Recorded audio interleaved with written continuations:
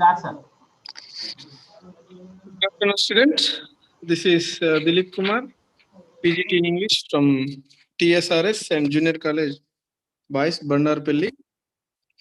So today we are going to deal with the Module 4, Unit 14 poem Stopping by Woods on a Snowy Evening by Robert Lee Frost. So first of all, just have a look at about the poet. Robert Lee Frost was one of the celebrated American poets of the 20th century. He is highly regarded for his realistic delineation of rural life. His poems convey profound moral message about life. His most famous poems are New Hampshire, collected poems, A Further Range, and A Witness Tree.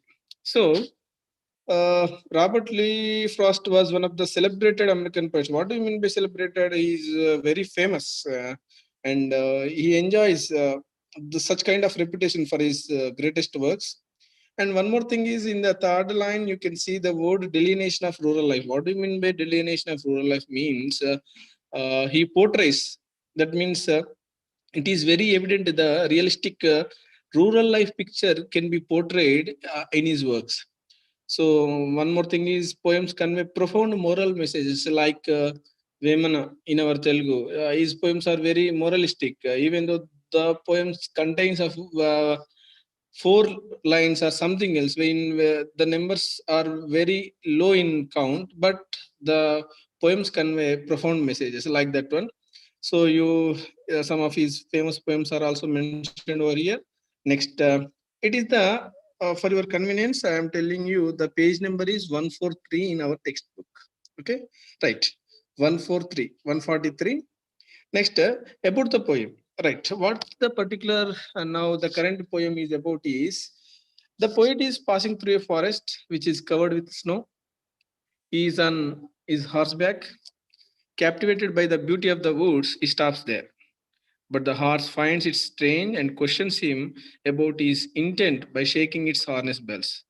The poet makes up his mind to continue his journey, concluding with the most famous line of the poem, "But I have promises to keep and miles to go before I sleep."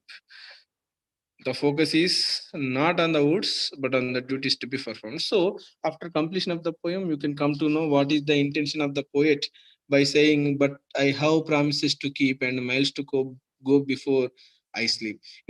These are the 2 lines very important for us students, because the whole poem gives its meaning in these 2 lines, and you need to remember these lines because these lines will be asked in the our in IP examinations and in public examinations in the annotation part.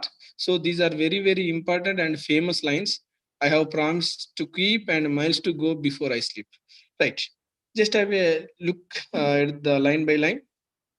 The poet is passing through a forest which is covered with snow. I hope you understand. He is on his horseback. That means he is traveling on a horse.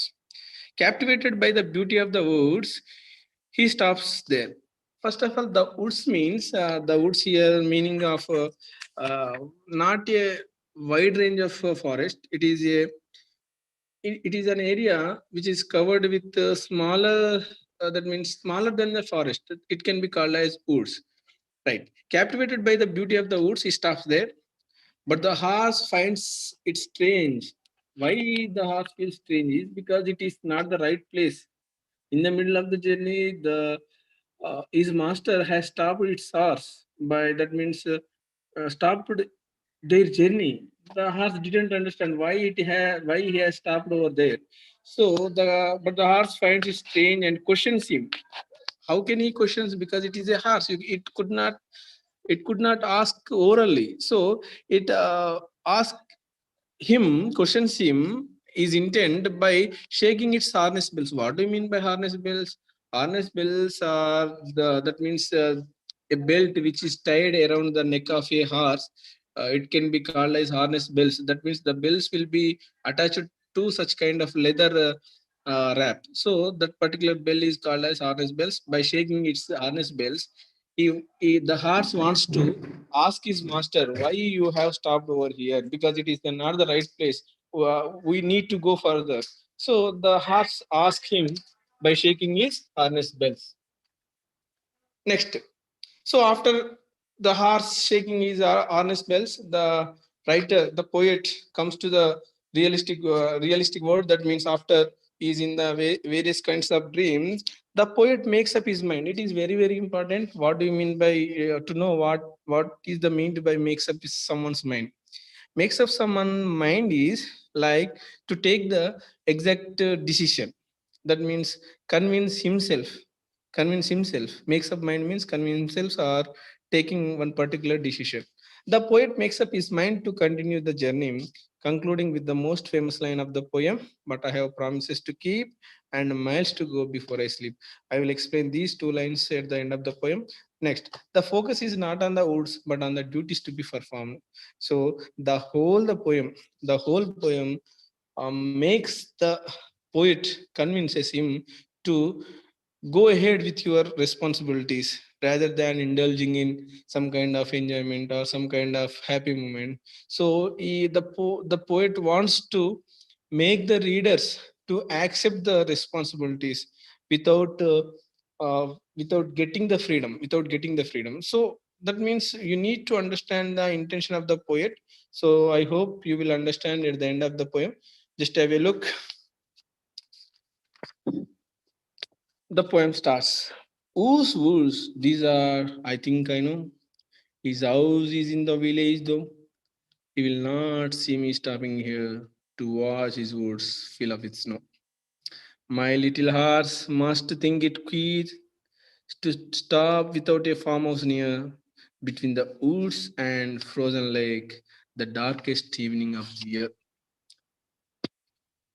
He gives his honest bells a shake to ask if there is some mistake.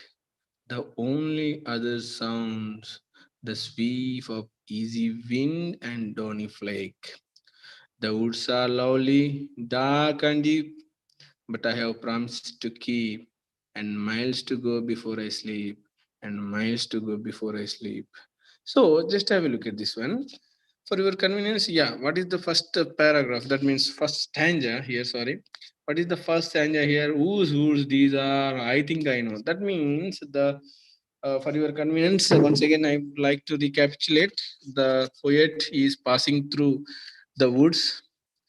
In the middle of the journey, he stopped uh, abruptly at the a stretch of woods. That means he is captivated by the beauty of the woods.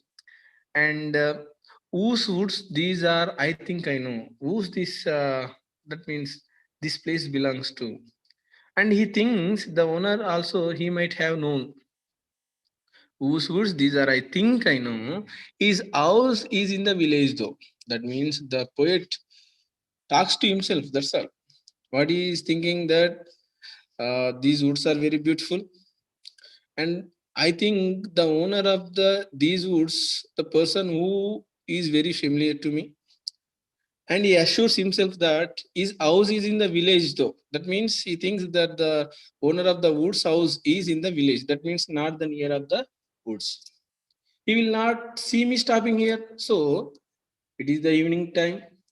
So the house is in the village. The owner's house is in the village. So by this time, the owner will be at the home. So at this time, the owner will not be available at the woods. So the poet stops over there. So he himself, he himself thinks that the owner might not see him. He will not see me stopping here. What to watch his woods fill up with snow. So the poet is watching the woods which is filled up with snow. So first of all, he would have an idea that if anybody sees object, they might object him, particularly the owner. But once again, he assures himself the owner might not be nearby because his village is in the village, his house is in the village, so he will not able to see is stopping over there. Next, my little horse must think it queer. The particular word queer is strange or unusual. That means the horse thinks the abrupt stopping in the middle of the journey is very strange for him. For whom? For the horse itself. Where to stop without a farmhouse near?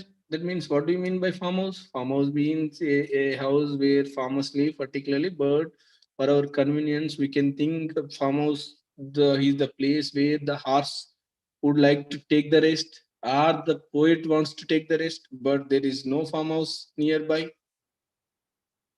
Hence, the horse think it is quite queer, means quite strange. Why my master has been stopped over here? There is no farmhouse near in order to take the rest, or between the woods and frozen lake. So there is no farmhouse, but where they have stopped, between the woods and frozen lake. And how the lake is frozen? Frozen means you know that one. It is not in the liquid form. The lake, the water is also there, but the water is in the liquid form. So even if he thinks, if he wants to make me drink the water is also not potable. I cannot drink the water. So why my master has stopped here? My little horse must think it key to stop without a farmhouse near, between the woods and frozen lake, the darkest evening of the year. That means even it is not the right time, because we are in the middle of the journey. What do you mean by darkest evening of the year? It means the day belongs to a winter season, and all the students, now you are intermediate first year. In the second, in your 10th class, in your social studies, in geography, you might have come across this particular bit question, that what is that one? What is the longest day? What is the longest night of the year? So the darkest evening of the year is the December 22nd, because at the time the sunset is more than the appearing of the sun, isn't it? So you can take on your own how the writer wants to, the poet wants to convey. Okay. So for your convenience, I am explaining once again. My little hearts must think it queer to stop without a farmhouse near, between the woods and frozen like the darkest evening of the year. That means it is the very darkest the day. Very, it is a winter season, so there is no farmhouse in order to take the rest. And if my master wants to drink himself water, or makes me drink water, the water is not suitable, then why he has stopped in the middle of the journey? So it is very strange for the horse. And one more thing is, the poet mentions my little horse. That means this particular phrase conveys is affectionate towards his horse. Okay, right. Next, he gives his honest bells a shake. Ooh, the horse, because he doesn't know. He questions himself, and he answers himself. What? The little pony, that means the little horse. He gives his honest bells a shake to ask if there is some mistake. So it is a horse. It could not utter the words. So, but it wants to ask the master, why have you stopped here? Is there any mistake? Is there anything gone wrong? So, in order to make him know what is the nonverbal communication the horse has put in, he gives his harness bells a shake. That means he shook his neck by producing the sounds of harness bells. So, by doing so, the author comes to the reality. That means he might have there might have been so many thoughts in his mind, but he comes to the reality. Said the only other sounds the sweep of easy wind and dawny flake. Right. So here it is, the we can understand the settings of the poem here. So only in the first two lines the poet gives the sounds of honest bells. That's all. The second and third and fourth line gives the other sounds. What are the other sounds in the settings? The only other sounds, the sweep of easy wind and downy flake. To be frank, the sweep of easy wind and downy flake don't produce any kind of sound, because downy flake means the soft and thin snow. The sweep of easy wind, what do you mean by easy wind? It is not a such kind of wind which flows through very force.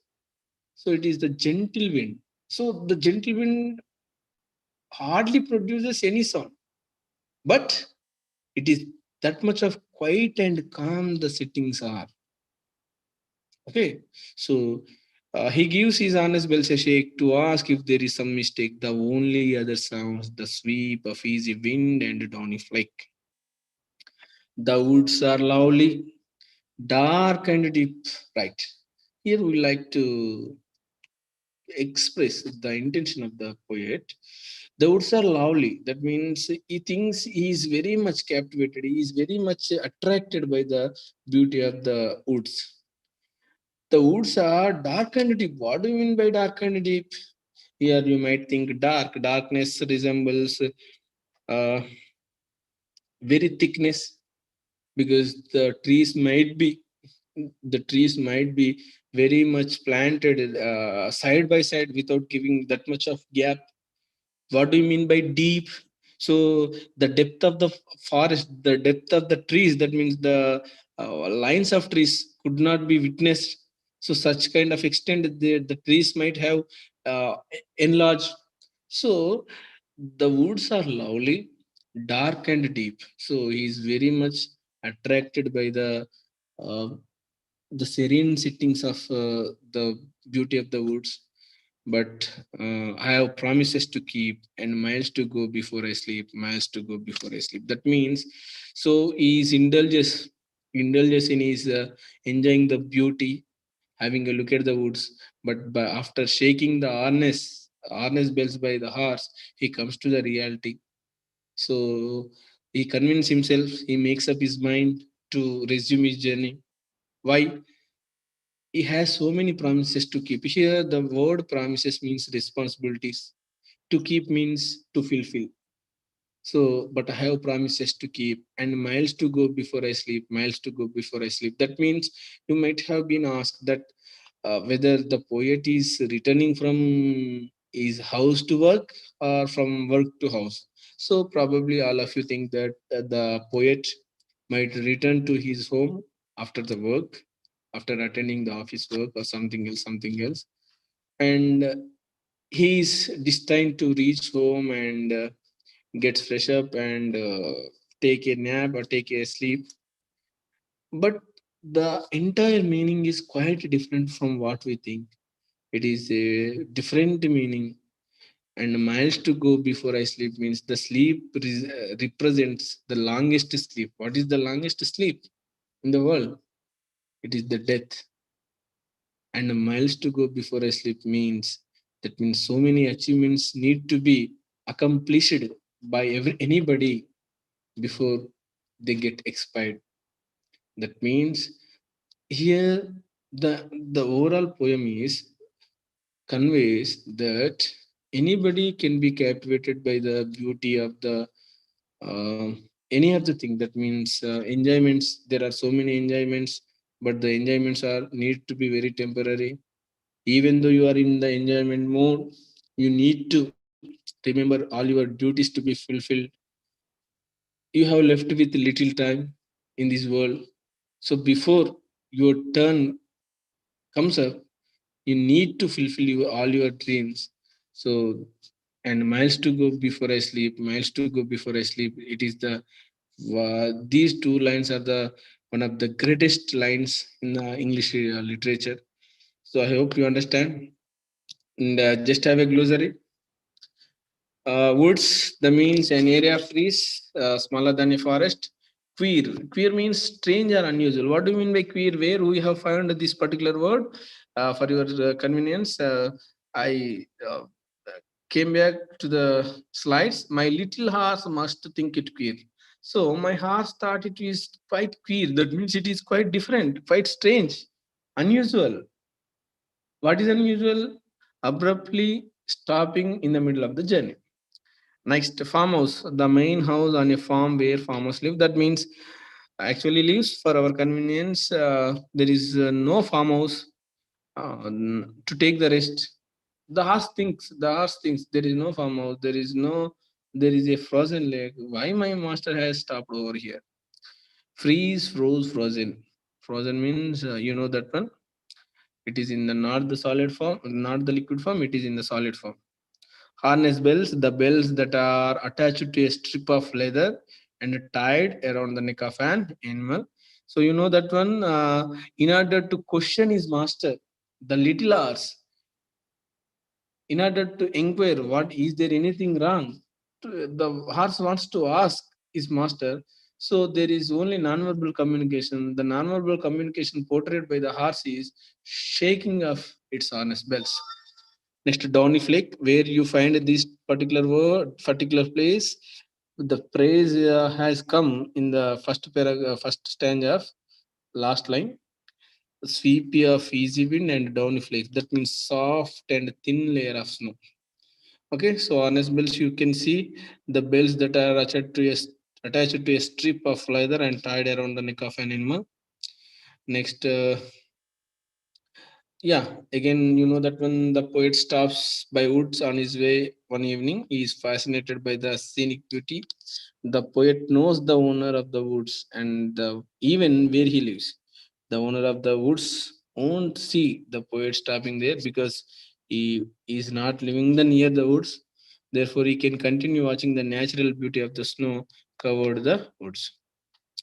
My little Lars, you need this. You have seen in the second stanza, the poet says that his dear horse must think it strange to stop here between the woods and the frozen lake in the dark evening, as he normally stops near a farmhouse.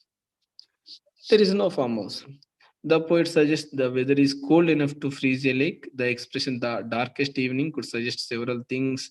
It might be the poet was depressed because darkest evening, the dark conveys negative. So maybe the depressed due to the long journey or the cold weather, or it may refer to the longest night of the year. Next, the third stanza, the horse is shaking his head, ringing bells attached to its harness, as if he is asking his master whether there is any problem. The most important thing in this stanza is sound imageries. Right, there are only three sounds: the sounds of harness bell, light wind, and snowflakes. In the fourth line, you can come to the conclusion. He enjoys it so much and long to spend more time.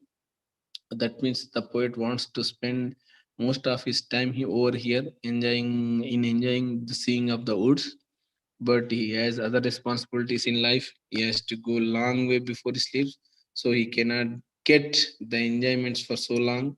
He has to move on. That's why in the beginning of the slides, I have told you he makes up his mind. Even though he doesn't want to do something, he makes up his mind. He convinces him his mind. One more word we can use: had to. Even though you don't want to do something, it has to be done. So you can add the verb had to plus verb. I had to sing. That means I don't want to sing, but the situation demanded. I had to sing. That's so he cannot get the enjoyment for so long. He has to move on. In the last line, there is an allegorical interpretation. Allegory means something more than that. Something more than that. The sleep may refer to the death. Allegorical expression. Some critics interpret in a different way. The words may suggest the distractions and temptations in the life of journey, but we should stay focused on our goal and try to achieve them. We must fulfill our duties before we die, so we have no time to look at other things. Summary: the poet stops by some woods on his way one evening. The poet knows the owner of the woods and also the place where he lives, and the owner won't see him stopping here, and she can enjoy the natural beauty of the snow covered woods. The poet further says he usually stops near the farmhouse. This will be a little strange thing for his dear horse to stop in this dark evening. They have stopped between the frozen lake and the woods. The poet call his horse my little horse because it is extremely dear to him, or possibly it can be young horse, that means pony. In the next few lines, the poet suggests that the weather is cold enough to freeze a lake. The words like darkest evening suggest several things. It can be meant that the poet was very depressed due to his long journey or cold weather. It can also mean it was the longest night of the year with maximum hours of darkness. So the poet says that the horse is shaking its head and ringing bells attached to its harness. This suggests that the horse is asking his master whether is an issue because it is unusual for him to pass by the woods within darkness. There are only three sounds can be heard. They are the sounds of the harness bell, light wind, and snowflakes. In the last few lines of the poem, the poet describes the woods using three adjectives: lovely, dark, and deep. This means the poet is enjoying the scene and want to cherish the beauty of the nature for the longer time. But he has other liabilities in his life. He has to travel a long distance before he sleeps, so he cannot stop there for a long time. He moves ahead. Therefore, the poet repeats the last line to draw the attention of the readers. So, the writer says, in our life, in our real life, we want to do many things, enjoy many moments, but due to our responsibilities, we have to move on. So, it is the essence of the poem. It is the moral of the poem. As we have many desires, it is not possible to achieve them in short span of life. Life has its own plans for us. Again, different people have different thoughts. Some critics interpret the words of the poem in a different way. The words here can also suggest distractions and temptations during the journey of the life. Some people believe that the poet wants to say we should focus on our goals of life. We must accomplish our duties before we die. So we should not spend our valuable time on distractions of life. Selected annotation. What do you mean by here? The selected annotations that it is the very important thing for you in our intermediate public examinations. You will be asked that uh, in the annotation that means I think in the following classes you will be dealt with the model question paper model, so you can because up to 10th class you won't have the annotations will be asked in your that means summative assessments or formative assessment. There is no such kind of questions are there, but in your Telugu language you might have it like sandarbha sahita vakyalu. So in such a question, you will be asked any single line of any poem, but that by having a look at that single line of the poem, you can come to know the whole poem and who has written that one. And you can write the kavi parchayam, sandarbham, vivarana like that one in English also. Introduction part, that means from where these lines have been taken and who has written this particular poem. And one more thing is context, in which context the writer has used these particular lines, and explanation what is the intentions of what is the exact meaning of these lines of the poem. So the same thing in Telugulo Sandarbha Sahit Vakyalu antaru. So the same thing here. Selected annotations were there. He will not see me stopping here to watch his woods fill up with snow. My little horse must think it queer to stop a without farmhouse near. He gives his honest bells a shake to ask if there is some mistake. But I have promises to keep and miles to go before I sleep, miles to go before I sleep. So just remember this one. By having look at these clue words, you should come to the conclusion these particular lines are taken from the poem Stopping by Woods on a Snowy Evening, written by the Robert Lee Frost. How can you say, and miles to go before I sleep, miles to go before I sleep? It is the most most important lines. So you can, I think you can easily remember. And the first thing is, he will not see me stopping here to watch his woods fill up with snow. In this particular lines, you can see the word woods. So by having a look at these woods, you can come to conclusion that these lines are taken from this poem itself. My little horse must think it queer to stop without a farmer near. So here in this there are 5 or 6 modules. In these modules, they reduced syllabus also.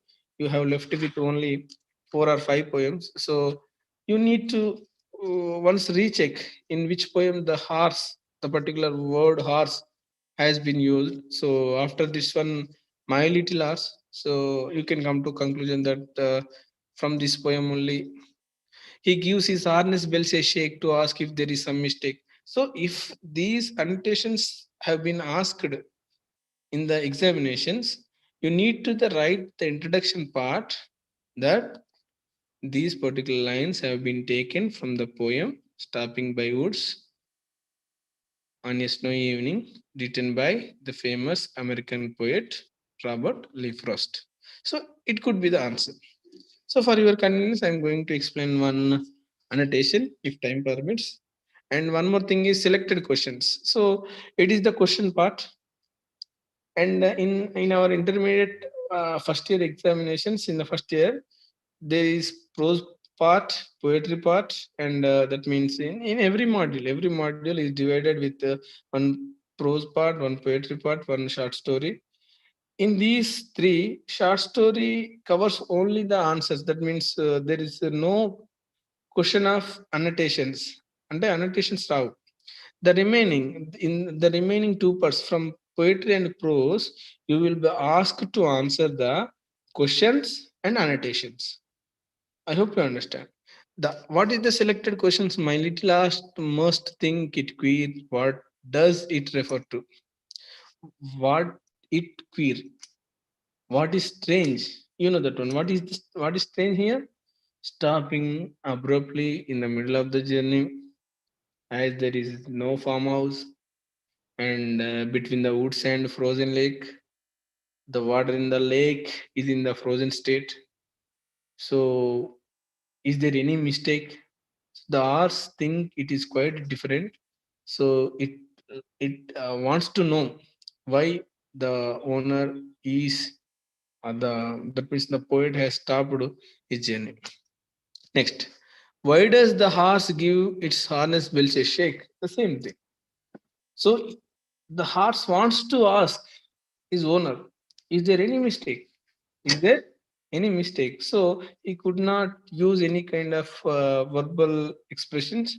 So he is intention to ask his owner. So it could be done by non-verbal communication, like shaking his harness bells. Why does the poet stop in the middle of the journey? So you can come to know that the poet is captivated by the beauty of the woods. So he indulges in enjoying the scenery.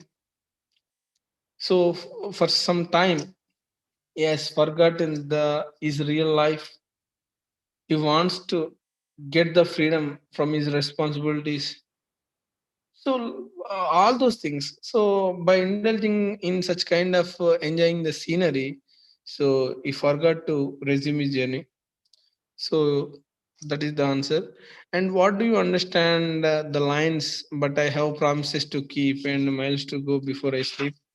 So I have told you once again that these lines have beyond the exposed meaning. That means whatever the meaning we can understand beyond that one. So it needs more elaboration. So that means the woods represent temptations in our life. There might be so many enjoyments in our life. But before I go to sleep, the go to sleep represents the longest sleep. That means the death. So it is the thing. So you need to explain it in detail. And so it is all about stopping by woods on a snowy evening. So I hope you have understand all the poem. And once again, it was written by the Robert Lee Frost. He was a American poet.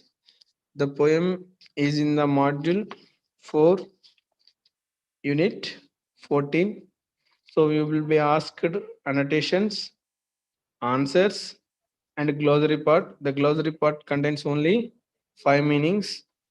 I think I have already explained these things. The poem consists of 4 stanzas. So there are only two living creatures in this particular poem. One is horse and the poet. It was, and in the 10th class, you might have seen the particular choreography to the poems. So in the choreography, while you are writing the choreography, you use it to put an heading, side heading called settings. What is the settings? I would like to know. what is the settings in this particular poem?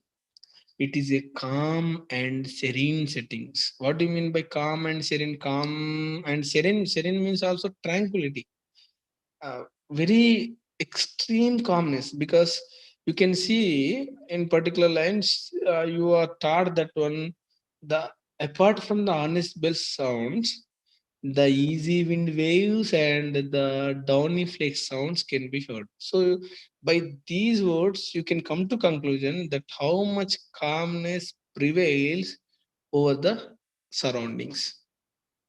Okay, so the settings is calm and serene.